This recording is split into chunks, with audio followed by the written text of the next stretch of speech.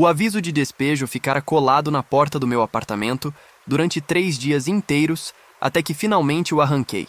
Tinta vermelha, letras garrafais, o pacote completo. 30 dias para desocupar ou enfrentar processo judicial. Amassei-o no bolso do casaco e pisei na pilha de contas vencidas espalhadas pela bancada da cozinha como confetes radioativos. Minha caixa de ferramentas repousava no canto, fiel como sempre.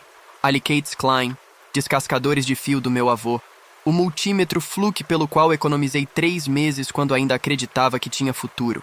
Todos os instrumentos de um eletricista que não conseguia manter as luzes acesas na própria vida.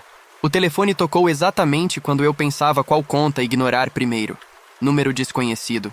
Provavelmente mais um cobrador. Liam Crow. Atendi. Voz morta. Liam, é o Marcos. Marcos Reis, da Local 68 de Denver. Endireitei-me. Marcos e eu havíamos trabalhado juntos na reforma de um shopping 2 anos antes de meu negócio de instalações elétricas ir à falência. Bom sujeito, sindicalista de raiz. Marcos, quanto tempo? Olha, vou direto ao ponto. Ainda está procurando emprego? Olhei para o aviso de despejo queimando no bolso. Estou ouvindo. Acabou de abrir uma vaga de manutenção no turno da noite no dia, benefícios completos, salário sindical e o pagamento é... Bem, é muito melhor do que qualquer coisa que você encontre no setor privado agora. Muito melhor. Aeroporto Internacional de Denver, a capital mundial das teorias da conspiração do Colorado, com aqueles murais sinistros e a estátua do cavalo azul demoníaco. Mas emprego era emprego, e meu proprietário não aceitava desculpas. Qual é a pegadinha? Marcos hesitou. O horário é pesado, da meia-noite às 8 da manhã. E o ambiente de trabalho é, digamos, peculiar. Alta rotatividade. Quão alta? Isso não é bem da minha alçada. Mas, Liam, estão desesperados por alguém com o seu perfil. Alguém que pense rápido, que siga protocolos à risca. Exatamente. A mulher que faz as contratações, Rosa Martinez, pediu especificamente alguém metódico. Olhei para meu apartamento-estúdio apertado, para a vida que não consegui construir. Metódico. Era eu. Metódico o bastante para ver tudo desmoronar em câmera lenta. Tudo bem. Quando é a entrevista? Amanhã à noite, 22 horas. Te mando os detalhes por mensagem. E, Liam, não dê bolo nisso. Você precisa disso. Desligou antes que eu pudesse dizer que sabia exatamente o quanto precisava. A entrada de funcionários do Aeroporto Internacional de Denver não era a fachada envidraçada que os passageiros viam. Era um bunker de concreto no lado sul do terreno, identificado apenas por uma placa desbotada. Instalações. Somente pessoal autorizado. Mostrei meu documento ao segurança entediante que mal olhou antes de me liberar. O corredor seguinte era institucional e agressivamente bege, iluminado por lâmpadas fluorescentes que zumbiam naquela frequência específica que faz os dentes doerem.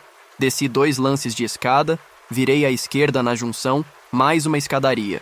Estava mergulhando nas entranhas do aeroporto, seguindo o mapa rabiscado que Marcos havia mandado. O ar ficava mais frio, com aquele cheiro característico de concreto velho e equipamentos elétricos. O escritório de Rosa Martinez ficava no fim de um corredor que parecia ter sido esquecido pelos arquitetos. Sem janelas, sem outras portas, apenas uma porta metálica com placa de plástico e um leitor de cartão que piscava vermelho quando bati. Entre, chamou uma voz feminina. O escritório era espartano. Mesa de metal, 2 cadeiras, arquivos, nada pessoal. Sem fotos, sem plantas, sem calendário motivacional, apenas os ossos de um local de trabalho. Rosa estava sentada atrás da mesa. Mulher perto dos 50, cabelo grisalho precoce, preso num rabo de cavalo severo. As mãos repousavam sobre a superfície e notei imediatamente as cicatrizes de queimadura, antigas, desenhadas pelos dedos e dorso, como se alguém tivesse usado sua pele para praticar solda. Liam Crow. Não era pergunta. Seus olhos escuros e penetrantes me analisavam como se eu fosse um diagrama de circuito que precisava decifrar. Sente-se. Sentei. Marcos diz que você é confiável, que segue instruções ao pé da letra. Isso é correto? Eu faço o serviço certo da primeira vez, sem atalhos. Por que seu negócio faliu? Direta. Sem conversa fiada, sem calor humano. Curiosamente gostei disso. Sócio ruim. Ele pegava adiantamentos, não pagava fornecedores, me deixou segurando o prejuízo. Passei 1 ano tentando consertar, mas o estrago estava feito. Considerou falência? Não fujo das minhas dívidas. Algo passou por sua expressão.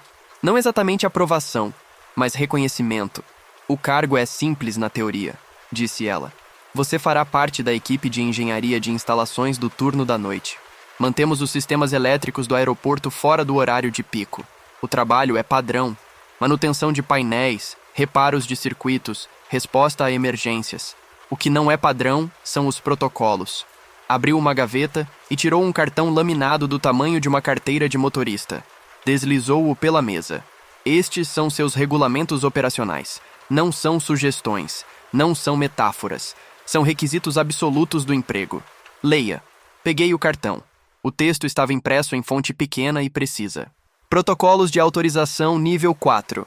Engenharia de instalações 1. O painel que canta. Há um painel elétrico sem identificação atrás do carrossel de bagagens. 13. Ele emitirá uma melodia que você reconhecerá da infância. Não o abra. Não tente identificar a música. Se o canto parar, avise Rosa imediatamente pelo telefone vermelho e passe ao regulamento 2. 2. Mandato do fio azul. Ao trabalhar em qualquer circuito, às vezes encontrará um único fio de cobre frio ao toque, isolado numa cor que não existe em nenhuma tabela de fabricantes, um azul profundo luminoso. Esse fio nunca deve ser cortado, emendado ou removido. Seu trajeto nunca deve ser obstruído. 3. Respiração do Mustang. A famosa estátua do cavalo azul de olhos demoníacos lá fora é um aterramento. Se ouvir uma respiração profunda e trêmula vinda de sua direção pelo rádio, todo o trabalho não essencial para.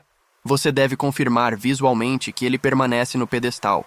Se não estiver, siga o procedimento de evacuação equina do apêndice B. 4. A máquina de cappuccino do café fechado. A máquina de cappuccino do quiosque Mountain Java, em concurso C, às vezes liga sozinha e produz um latte perfeito fumegante. Nunca o beba. Se o vir, desconecte a máquina por exatamente 66 segundos e religue. O latte terá desaparecido. 5. Seu reflexo está 1 segundo atrasado. Ao olhar qualquer espelho nos túneis exclusivos de funcionários, seu reflexo atrasará 1 segundo. Isso é normal. Se seu reflexo sorrir, desviar o olhar ou mover-se sozinho, quebre o espelho imediatamente com o martelo isolado. Não olhe para os cacos. Li 2 vezes. Depois levantei os olhos esperando o sorriso que revelaria a brincadeira. Ela me encarou, expressão talhada em pedra. Isso é trote, falei. Algum tipo de ritual de iniciação para novatos. Não, essas regras não fazem sentido. Painéis que cantam, fios azuis que não existem, estátua que respira. Precisam fazer sentido para você? Rosa inclinou-se para a frente, e sob a luz fluorescente suas mãos marcadas pareciam metal retorcido, ou só precisam ser seguidas. Abri a boca para discutir, mas algo em seu olhar me calou. Não havia humor ali, nem ironia, apenas um cansaço profundo e algo mais. Algo que parecia medo petrificado em rotina. Os fios aqui não carregam apenas eletricidade, Liam. Sua voz baixou a quase sussurro. Carregam outras correntes. Siga as regras. Sua sanidade depende disso. O silêncio se esticou. Eu deveria ter saído. Deveria ter rido. Mandado ela procurar outro otário. Voltado para minha vida fracassada acima do chão. Mas o aviso de despejo no bolso parecia mais pesado que qualquer painel que já instalei. Quando começo? Ouvi-me dizer. Hoje, meia-noite. Você vai com Hector Silva. Ele está no turno da noite há 20 anos. Ouça tudo o que ele disser. Levantou-se, estendendo uma mão marcada. Apertei-a. O aperto era forte, mas a pele fria apesar do calor do escritório. Mais uma coisa, disse quando alcancei a porta. Qualquer coisa que veja ou ouça, as regras mantêm você seguro. Confie mais nelas do que nos seus próprios olhos. Matei as horas entre a entrevista e a meia-noite num restaurante 24 horas na Penha Boulevard, tomando café que sabia a isolante de fio queimado, tentando me convencer de que não estava cometendo um erro colossal. O cartão laminado estava na mesa à minha frente, refletindo a luz neon da janela. Painel que canta, máquina de café fantasma, espelhos com atraso. Mais café, querido. A garçonete apareceu ao meu lado. Não, só a conta. Às 23h45, dirigi de volta à entrada de funcionários. O aeroporto à noite era outra fera. Vias de acesso vazias, poças isoladas de luz de vapor de sódio, silhuetas distantes de aviões estacionados como aves metálicas adormecidas. Lá dentro, o guarda anterior havia sido substituído por um mais jovem que de fato conferiu meu crachá contra uma prancheta antes de abrir. A sala de descanso das instalações ficava no subsolo 3. Achei seguindo tubulações coloridas no teto. Dentro, meia dúzia de trabalhadores sentados em torno de uma mesa surrada. Eletricistas, técnicos de AVAC, encanadores, todos de macacão azul escuro com DEA Instalações bordado nas costas. Você é o novato, disse uma voz atrás de mim. Virei-me e vi um homem perto dos 60, compacto, magro, cabelo grisalho, olhos que nunca paravam de vigiar. Tinha aquela hipervigilância de quem passou tempo demais procurando ameaças. Héctor Silva, você vem comigo. O aperto de mão foi breve, funcional. Entregou-me um macacão, rádio e um cinto de ferramentas que vira décadas melhores. Leu as regras? Perguntou enquanto prendia o próprio rádio no cinto. Li. Rosa me deu um cartão. Ótimo. Mantenha sempre com você. Tirou um cartão idêntico do bolso do peito, bordas gastas de tanto manusear. Você segue exatamente. Sem improvisar. Sem curiosidade. Entendido? Héctor, o que exatamente... Você vai ver. Cortou-me, olhando o relógio. Rodada da meia-noite começa em 5 minutos. Cobrimos o concurso C hoje. Fique perto. Fique quieto. E pelo amor de Deus, não toque em nada sem me perguntar primeiro. Os outros trabalhadores saíram aos pares em direções diferentes. Ninguém falava muito. Ninguém brincava. Todos tinham a mesma qualidade vigilante como veteranos de guerra no mesmo reencontro que viram a mesma coisa indizível. Héctor me guiou por uma porta de serviço para a rede de túneis que formavam o sistema circulatório do aeroporto.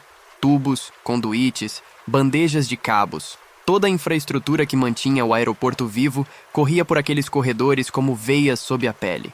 Nossos passos ecoavam no concreto. O ar cheirava a máquinas e algo mais que não identificava.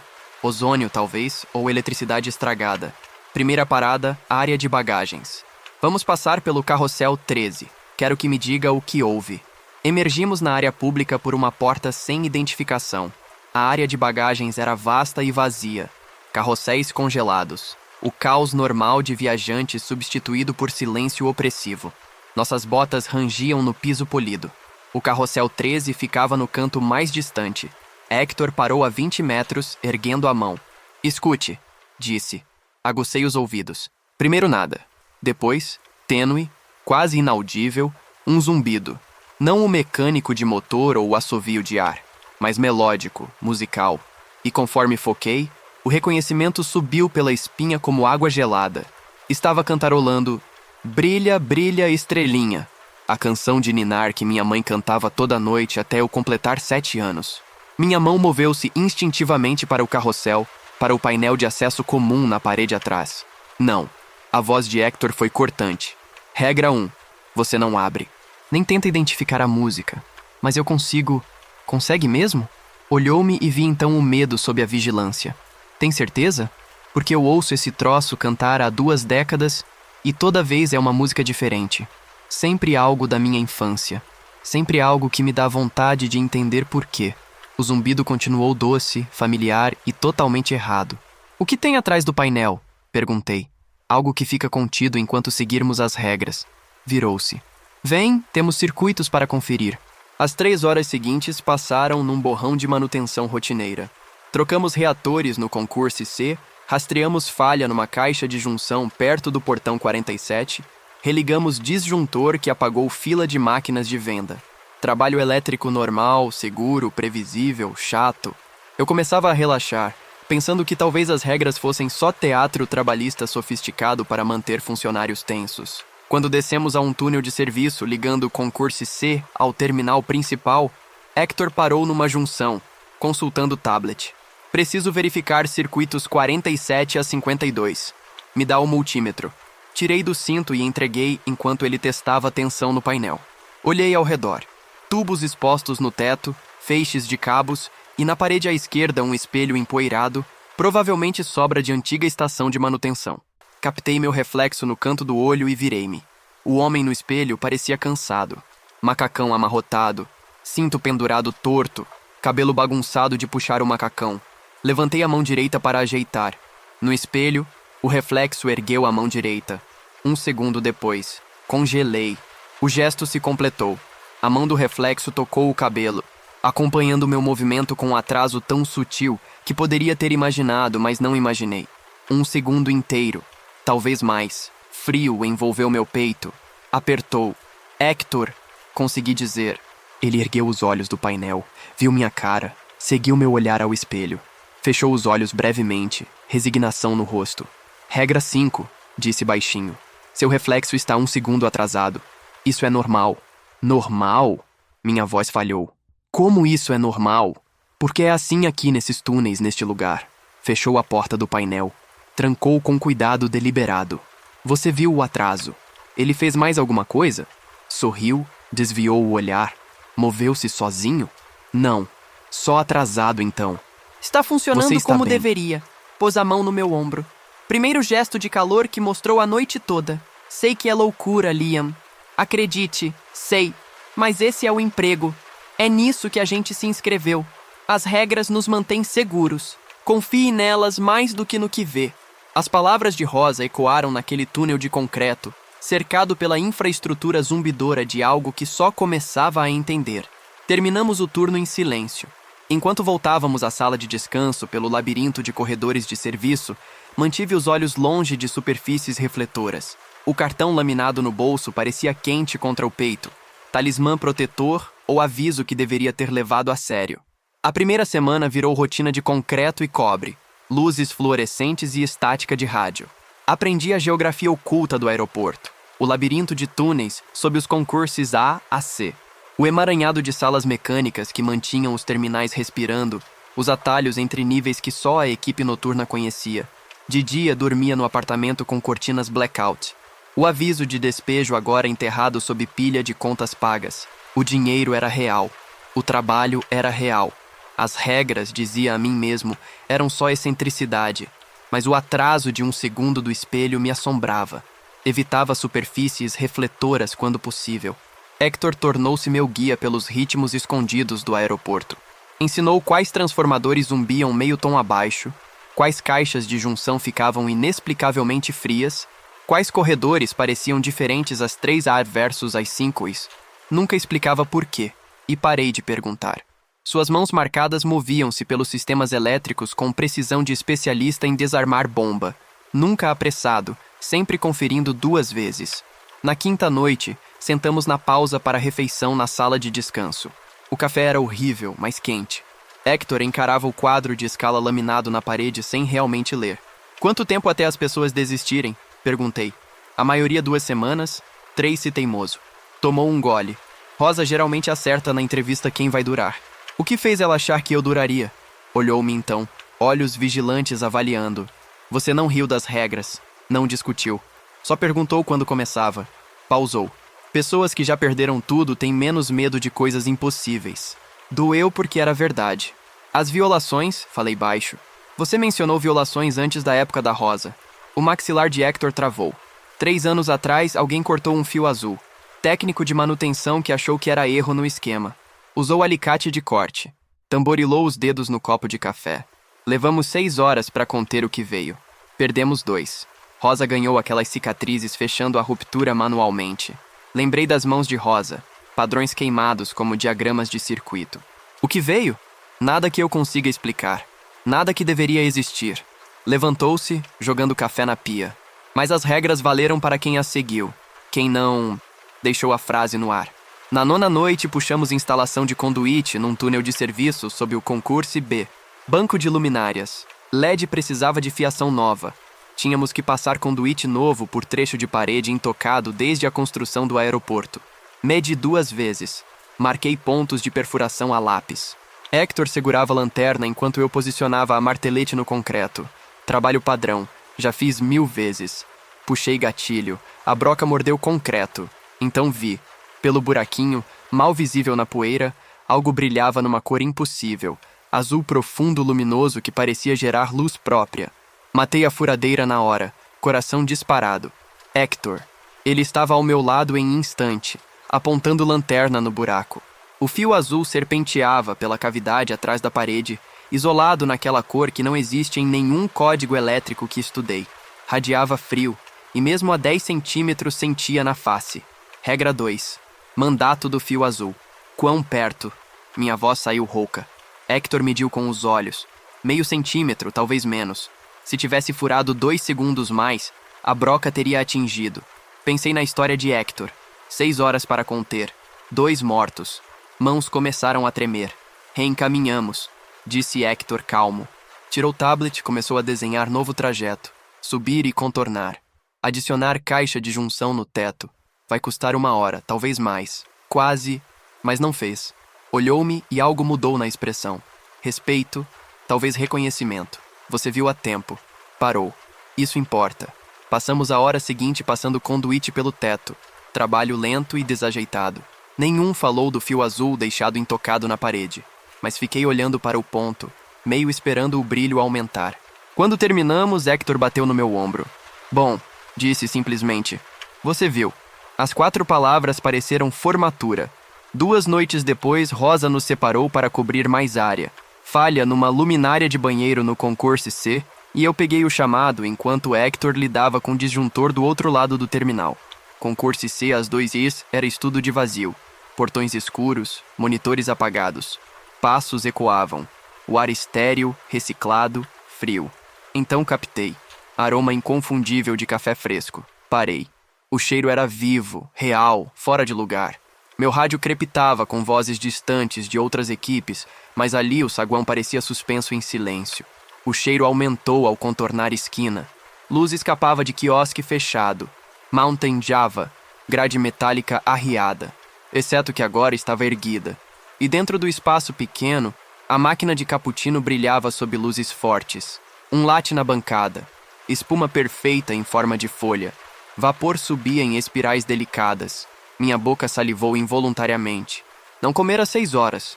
O café da sala de descanso sabia ácido de bateria. Aquele parecia de cafeteria boutique, do tipo que não podia pagar antes desse emprego. Dei um passo. Lembrei regra 4. O cartão estava no bolso do peito, mas não precisava conferir. Palavras gravadas na memória. Nunca o beba. Desconecte a máquina por exatamente 66 segundos e religue. O latte desaparecerá. Mão tremia leve ao passar sob a grade. O quiosque era menor do que parecia. Mal dava para girar. A máquina zumbia suave, ronronar mecânico reconfortante. O latte estava ali, perfeito e impossível. Encontrei a tomada atrás. Dedos fecharam no plugue. Tive que lutar fisicamente contra a vontade de provar antes. Só um gole. Que mal faria. Puxei o plugue. Luzes morreram na hora. Zumbido cessou. Na escuridão súbita, o latte ainda estava na bancada. E juro que por 1 segundo brilhou com luz própria. Contei 1 Mississippi, 2 Mississippi. Números pareceram ridículos, infantis, mas contei com precisão absoluta. Silêncio pressionava os ouvidos. Algo rangeu no saguão escuro. 63 Mississippi, 64 Mississippi, 65 Mississippi, 66 Mississippi. Enfiei o plugue de volta. Nada. Luzes continuaram apagadas. Máquina muda. Acendi lanterna de cabeça. A bancada estava vazia. Nem latte, nem copo, nem anel úmido de condensação. A máquina de cappuccino permanecia fria e sem vida. Cromo opaco. Saí devagar, baixei a grade, andei embora. Mãos pararam de tremer, mas algo mudara. As regras não eram trote, não eram metáfora. Eram instruções para navegar realidade com física diferente da do mundo diurno. Agora acreditava, completamente. Na 3ª semana, Hector e eu viramos parceria fácil. Movíamo-nos pelos túneis com eficiência praticada, antecipando movimentos um do outro. Contava histórias nas horas quietas, nunca sobre violações diretamente, mas ao redor. Equipamentos que falhavam em padrões sem sentido. Setores do aeroporto que nunca ficavam certos. Trabalhadores que sumiam sem explicação. Rosa está aqui há 18 anos, disse uma noite enquanto esperávamos circuito esfriar mais que o normal. Sabe coisas desse lugar que não estão em nenhum manual. Como o quê? Como por que o aeroporto foi realmente construído aqui? Por que as pistas têm esse padrão específico? Por que certas obras de arte precisaram ser instaladas em locais exatos? Pausou. Isso era ponto espiritual muito antes de ser aeroporto. As tribos sabiam. Os planejadores da cidade sabiam mesmo sem admitir. O dia não foi construído em cima de algo antigo. Foi construído para conter isso. O rádio crepitou antes que eu respondesse. Voz de Rosa, clara e calma. Todas as equipes, aviso. Serviço meteorológico relata tempestade severa aproximando-se do oeste e risco extremo de raios. Mantenham-se alertas.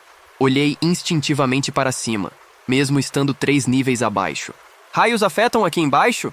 Tudo aterrado na rede de fio azul, disse Hector.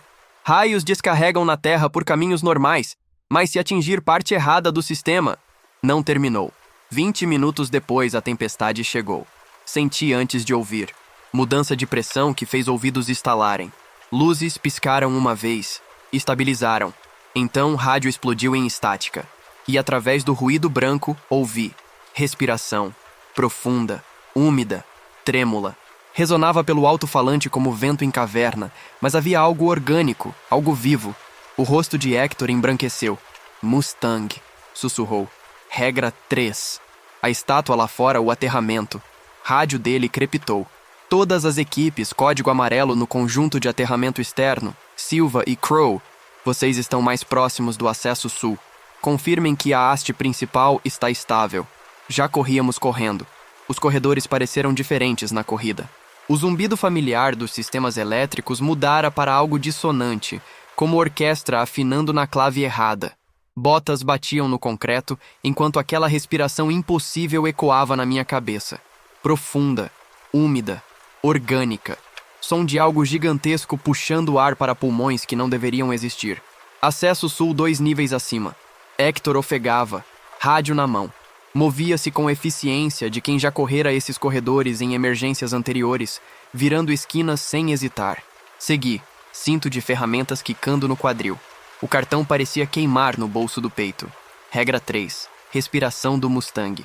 Se ouvir respiração profunda trêmula vinda da direção dele pelo rádio, todo o trabalho não essencial para confirmar visualmente que permanece no pedestal. Chegamos à porta de aço marcada com avisos desbotados de área restrita. Hector bateu na barra de pânico e explodimos na noite. A chuva me acertou como tapa físico. Lençóis frios que encharcaram o macacão em segundos. Vento nos fustigava, trazendo cheiro de ozônio e querosene de aviação. O estacionamento de funcionários se estendia à frente, luzes de sódio balançando nos postes, sombras dançando no asfalto molhado. E lá, uns 200 metros adiante, erguia-se o Mustang azul. Mesmo na chuva, mesmo na escuridão cortada por relâmpagos, eu o via. A escultura gigantesca de fibra de vidro empinada 10 metros de altura. Corpo anatomicamente correto, congelado no coice. Olhos, aqueles olhos vermelhos infames, pareciam nos seguir. Está no pedestal? Gritei contra o vento. Hector protegeu os olhos da chuva, semicerrando. Não consigo! Relâmpago rasgou o céu. Por um segundo elétrico brilhante, o mundo virou branco. O Mustang iluminado em clareza perfeita. Cada músculo do corpo demoníaco definido, chuva escorrendo pela pele azul, olhos ardendo com luz vermelha maligna. Não a luz normal de LED, mas algo que pulsava a cada trovão, quase vivo, mas ainda estava no pedestal. A base de concreto sólida sob os cascos enormes. Está estável! Hector gritou no rádio.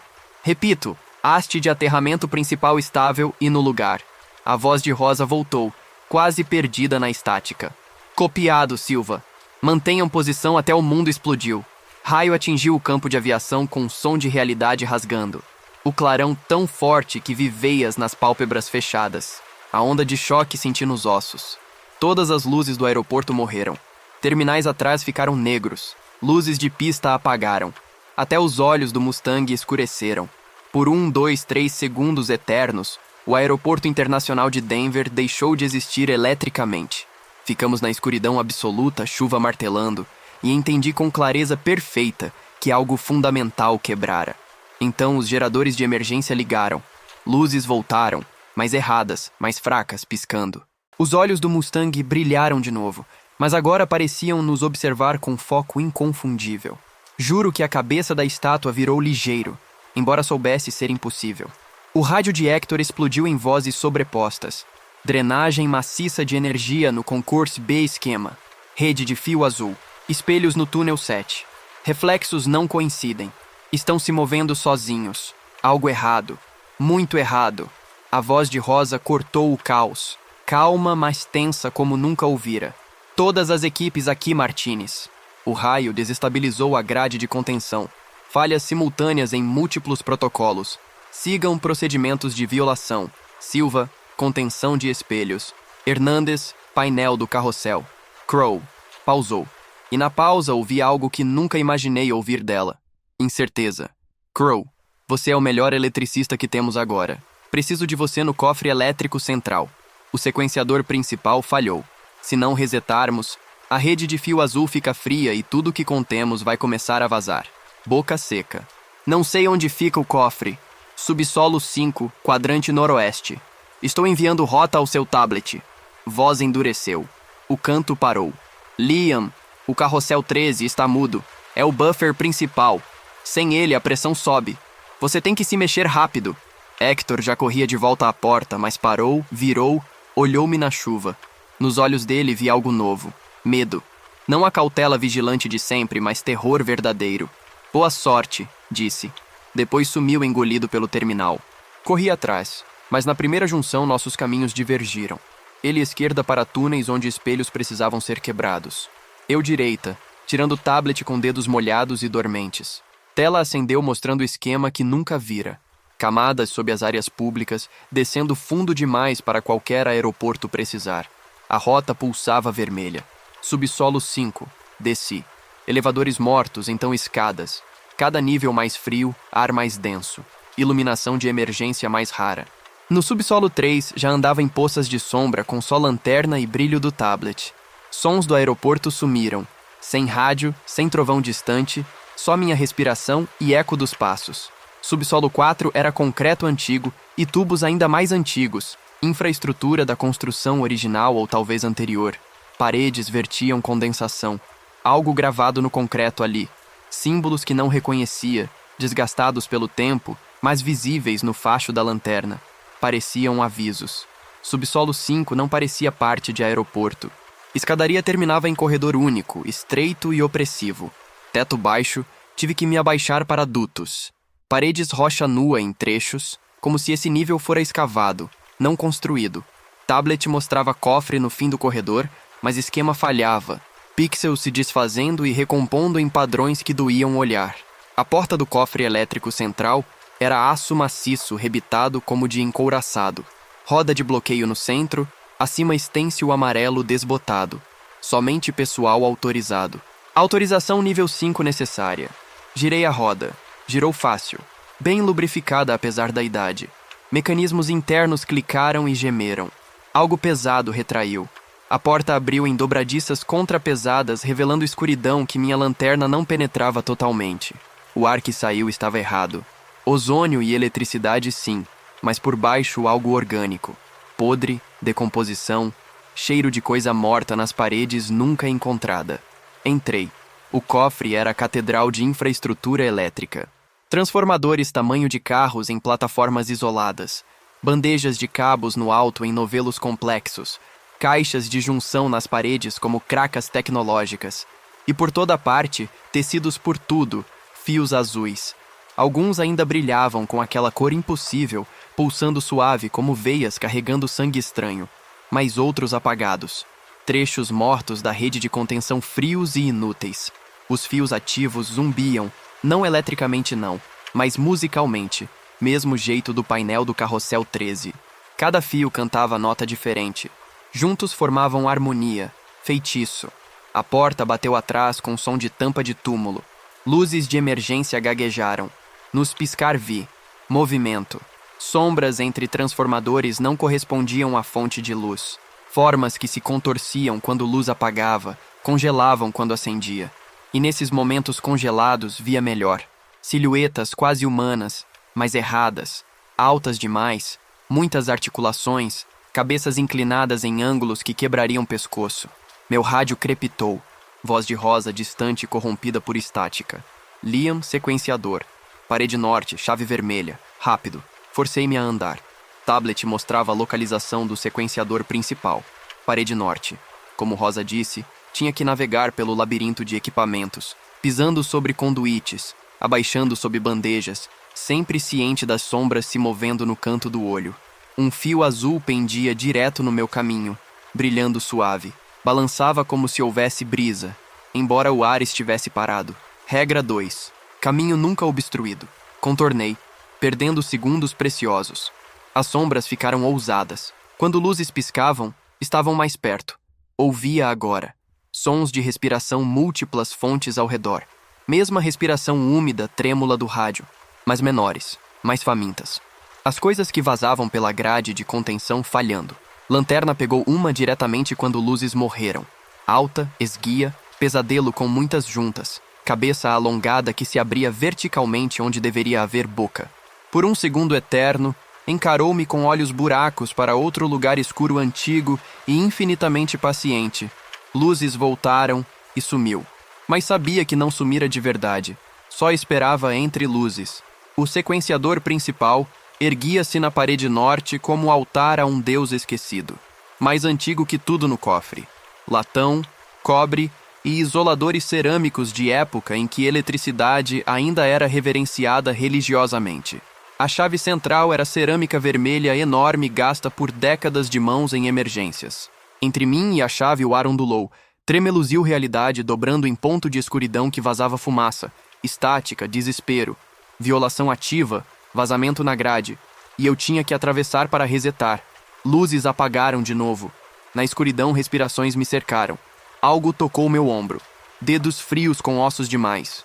Girei, girando lanterna como arma. Acertei nada, mas senti impacto. Algo cedeu e recuou. Luzes voltaram. O sequenciador esperava. A violação entre nós se contorcia.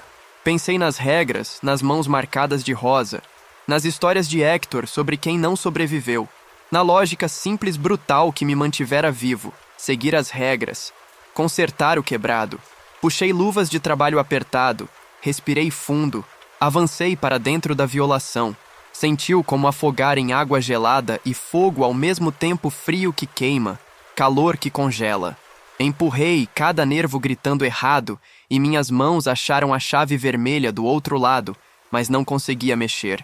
A violação me seguiu, envolveu como coisa viva, e na escuridão atrás dos olhos imagens começaram. Meu ex-sócio, amigo do Marcos, na minha sala destruída. Você confiou em mim, disse com voz impossível de profunda. Você me avalizou, e eu te destruí. As vistorias, clientes furiosos, fornecedores que ainda devo, pessoas que confiaram na minha palavra. Vi seus rostos um após outro, parada de decepção e traição. Você sempre decepciona, sussurrou voz feminina. Voz da minha mãe, morta há 5 anos. Sempre decepciona. Vai falhar aqui também. Vai falhar com Rosa, com Hector, com todos. Mão tremia na chave. A culpa era peso físico esmagando o peito. Cada erro que cometi desfilou em detalhes vívidos. Cada promessa quebrada, cada canto cortado, cada vez que fiquei aquém de quem quis ser. As entidades respiravam ao redor, exalações úmidas, trêmulas, coro de julgamento. Então lembrei das mãos de Rosa. As cicatrizes não eram um acidente. Eram da última vez que alguém falhou, última vez que a grade colapsou. Ela fechou manualmente, pressionou mãos nuas contra a realidade vazando, forçou fechada com pura vontade e sofrimento. Aquelas cicatrizes preço de manter contenção. Ela não desistiu. Pagou com carne e dor para consertar o quebrado. As regras. Voltei mente ao cartão laminado, a lógica fria simples que me mantivera vivo 3 semanas. As regras não eram sobre entender. Eram sobre ação, fazer o que precisava ser feito. Não importava quão impossível parecesse. É só circuito com defeito, disse alto, voz estranha na atmosfera opressiva. Palavras do meu avô quando eu tinha 8 anos aprendendo eletricidade. Fio rompido. Não precisa entender por que quebrou, só precisa consertar. Me aterrei. Literalmente pressionei mão esquerda no invólucro metálico do sequenciador, sentindo condutividade fria do aço, e metaforicamente foquei no físico do meu corpo. Botas no chão, cinto no quadril, gosto de cobre na boca. As ilusões eram só isso. Ruído psíquico de falha de contenção. Sem poder, exceto o que eu desse. Falhei antes. Falei alto. Provavelmente falharei de novo, mas não hoje. Não aqui. Girei a chave. Resistência imensa, como se fundida, mas puxei com tudo. Músculos queimando. Botas deslizando no chão. A chave moveu centímetro. Outro. A violação ao redor contorceu, intensificou. Mostrou mais falhas. Mais culpa. Vi Rosa morta no chão do cofre. Hector despedaçado por coisas do entre-espaços.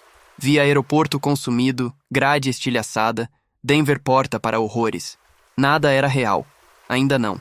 Não se eu terminasse. A chave chegou na metade e, de repente, moveu livre como se barragem rompesse. Puxei até embaixo. O mundo virou branco. Energia pura limpa. Inundou o cofre como onda tsunami. Senti mais que vi. Onda de potência que era a eletricidade e algo mais antigo e estranho. Correu por bandejas, caixas, todo o fio azul da rede de contenção. A violação sumiu. Num momento estava ali, vórtice de estática psíquica e escuridão. No seguinte, simplesmente não estava, selada pelo sequenciador restaurado. A presença opressiva que enchera o cofre, peso de coisas que não deviam existir pressionando contra a realidade, dissipou como fumaça. Os fios azuis acenderam em brilho firme e calmo. Não o pulsar raivoso anterior, mas pulsação pacífica de batimento cardíaco. As sombras voltaram a ser sombras. Luzes de emergência pararam de piscar e se firmaram. E no silêncio que se seguiu ouvi, tênue e distante, filtrando pelas paredes e pisos de cima, o canto, musical e melódico. O painel do carrossel 13 cantava de novo. O buffer principal restaurado. Pernas cederam. Sentei duro no chão de concreto, costas contra o sequenciador, só respirando. Mãos tremiam. Todo o corpo tremia. Adrenalina caindo, deixando vazio exausto. Rádio crepitou. Voz de Rosa Clara agora. Liam, responde. Estou aqui. Está feito. Sequenciador resetado. Pausa, depois mais suave. Estou ouvindo. O canto. Você conseguiu. É. Minha voz soou estranha até para mim. Consegui. Consegue subir? Olhei porta do cofre, labirinto de equipamentos, sombras que eram só sombras de novo. Me dá um minuto. Sem pressa. A grade está estável. Contivemos as outras violações. Você foi ótimo, Crow. Rádio calou. Fiquei mais um minuto, talvez 2, ouvindo o zumbido dos fios azuis e deixando o batimento voltar ao normal. Depois levantei, conferi ferramentas no cinto, saí do cofre. Parecia diferente agora, ainda catedral, ainda cheia de infraestrutura tecnológica e algo mais, mas não mais ameaçador. Fios azuis brilhavam em paz. Transformadores zumbiam na frequência correta. Até o ar cheirava melhor. Só ozônio e concreto velho. Podridão orgânica sumida. Cheguei à porta, abri, pisei no corredor. Subida pareceu mais curta que a descida. Cada nível mais leve, mais quente, mais familiar. Quando alcancei nível térreo, ouvia vozes. Equipe noturna coordenando limpeza, conferindo sistemas, restaurando operações normais. Rosa e Hector esperavam na sala de descanso subsolo 3. Hector parecia ter passado pela própria guerra. Macacão rasgado, nós dos dedos sangrando, cortes de vidro no rosto e pescoço. Os espelhos. Quebrara 17 espelhos. Cortes limpos, sem contaminação. Rosa exatamente igual. Olhos cansados, mãos marcadas. Peso da responsabilidade como fardo físico. Mas ao me ver algo, suavizou na expressão. Você está um lixo, disse. Ri, som meio histeria. Me sinto um lixo. Hector levantou, segurou meu ombro com mão ensanguentada. Você nos salvou. Sabe disso, né? Se o sequenciador não tivesse sido resetado, se a grade ficasse fria, não terminou. Não precisava. Só segui o procedimento. Falei. Não. Rosa balançou cabeça. Você entrou no cofre durante colapso de contenção e lutou contra a violação psíquica para resetar sequenciador que nunca vira. Isso não é só seguir procedimento. Isso é... Pausou, escolheu palavras. É o que significa ser um de nós. Serviu café da máquina antiga, entregou-me copo. Horrível, como sempre. Bebi grato. O que houve com os outros? Todos contabilizados. Hernandez estabilizou o painel do carrossel 13 de fora. Não restaurou o canto, mas impediu piorar. Silva aqui quebrou 17 espelhos. Ela acenou para Hector. Quebras limpas, sem contaminação.